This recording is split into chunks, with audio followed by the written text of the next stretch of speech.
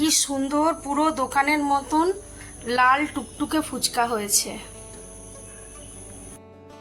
আগে থেকেই আমি তেঁতুলটা ভিজিয়ে রেখে দিয়েছিলাম, তো হঠাৎ করে ফুচকা খাওয়ার ইচ্ছে হয়েছে মেয়ের, তাই বাড়িতে সুজি আর ময়দা ছিল, তা আমি 2 কাপ সুজি হাফ কাপ ময়দা নিয়েছি।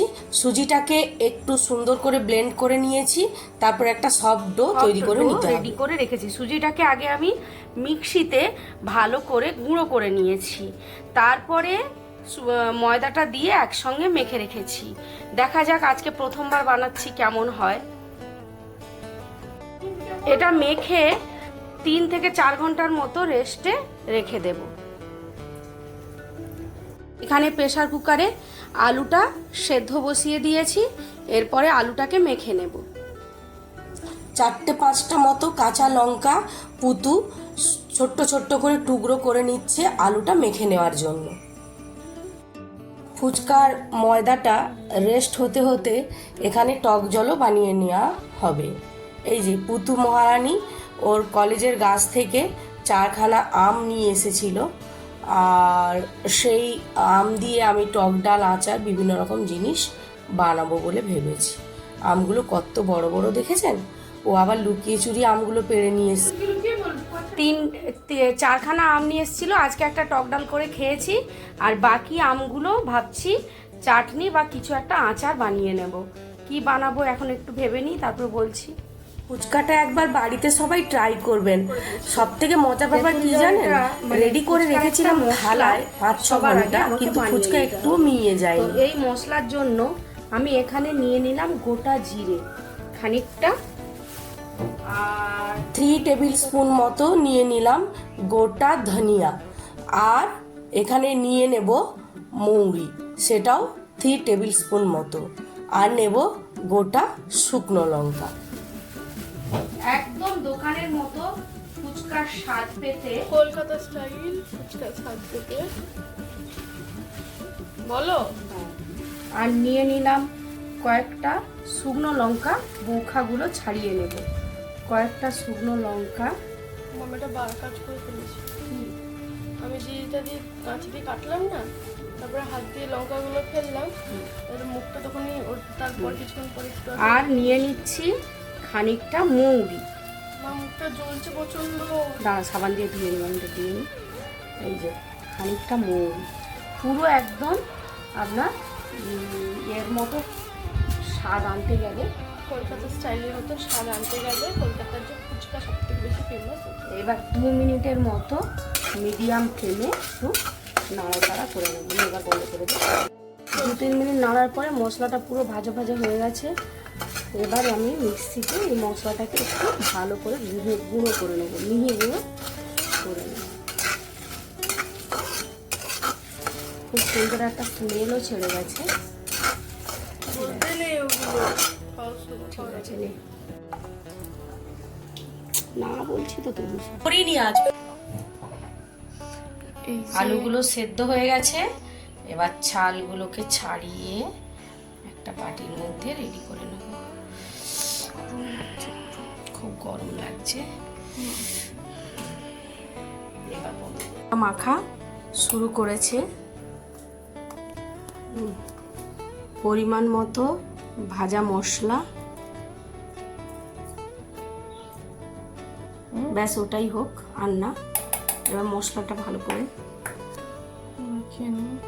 এবার পরিমাণ মতো লবণ, আর স্বাদ মতো লবণ দাও।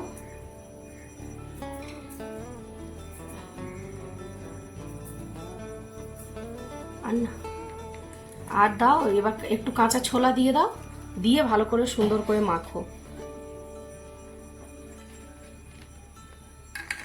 খানিকটা কাঁচা ছোলা, ব্যাস। এবার সুন্দর করে মেখে ফেলো আলুটাকে। হচ্ছে ফুচকার টক জল, যেটা ছাড়া ফুচকা একদম জমে না। পুতু রেডি করছে ফুচকার টক জল, যেটা ছাড়া ফুচকা একেবারেই জমে না। পুতু এবার ঠিকঠাক করে রেডি করো, ও তেঁতুলটাকে আগে থেকেই ভিজিয়ে রাখা হয়েছিল। এবার তেঁতুলের যে কাতটা বের করে নেওয়ার পর যে খোসাটা আছে সেটাকে চিপে তুলে ও ফেলে দিচ্ছে।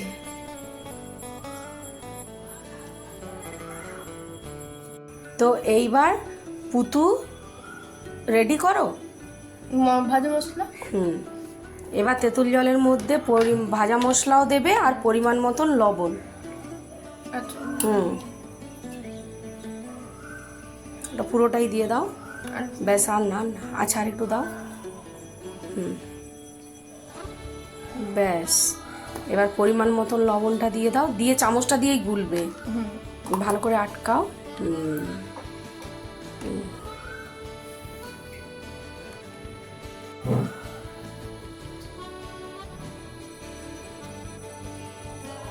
আগে অল্প করেই দাও, 2 চামচ দাও। ব্যাস, এবার গোলো। তারপর ওর মধ্যে কি দেবে স্পেশাল? গন্ধরাজ দেখাও। স্পেশাল হচ্ছে গোলার পর এইটা দেবে। লেবুটা চিপে দিও না, পরে চিপবে। হ্যাঁ, চিপেই দিলে ভালো লাগবে না? পরে চিপে দেবো। আচ্ছা, তেঁতুল জলটাও রেডি হয়ে গেল। এইবার ফুচকাগুলোকে ভেজে নেব। তার এই যে ডোটা রেডি করে রেখেছিলাম সেটা আরও একটু হাত দিয়ে ভালো করে মেখে নিলাম। তারপরে একেবারে ছোট্ট ছোট্ট করে লেচি কেটে নেব। মোটামুটি এগুলো থেকে প্রায় 70খানা মতো ফুচকা কিন্তু তৈরি হবে। অল্প করে লেচি কেটে ফুচকাটা ভেজে নিতে পারেন, বা একবারেও সমস্ত লেচি কেটে কিন্তু একটা ভেজা কাপড় দিয়ে ঢেকে রাখতে হবে, না হলে কিন্তু ওই ডোটা ড্রাই হয়ে যাবে। ড্রাই হয়ে গেলে আবার বেলতে ভাজতে সবেতেই কিন্তু কষ্ট হবে। না, এমনি এরকম করে একটু পাতলা পাতলা করে এটা গরম বেলে নিতে হবে। আপনারা সবকটা একবারেই বেলে নিতে পারেন। কি করে সবকটা একসাথে বেরোবে? আমি তেলটাকে আগে থেকেই খুব ভালো করে গরম করে রেখেছিলাম। তো লুচি হচ্ছে।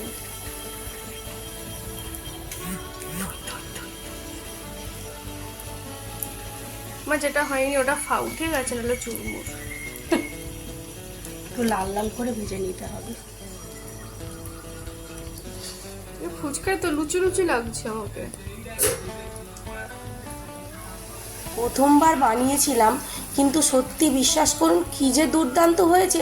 আর সব থেকে বড় চমক কি জানেন, ফুচকাগুলোকে বাইরে এমনি থালাতেই রেখে দিয়েছিলাম, তাও 4-5 ঘন্টা ফুচকাগুলো একটুও নরম হয়নি, যেমনকে তেমন কুড়মুড়াই ছিল। টুপুল টুপুল হয়ে ফুলেছে, দেখেছো কেমন?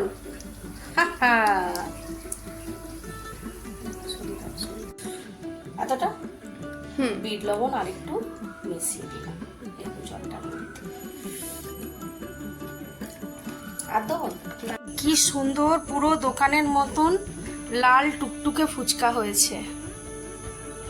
কি সুন্দর দোকানের মতন লাল টুকটুকে ফুচকা হয়েছে, আর প্রত্যেকটা ফুচকা হয়েছে কুড়মুড়ে, দেখছেন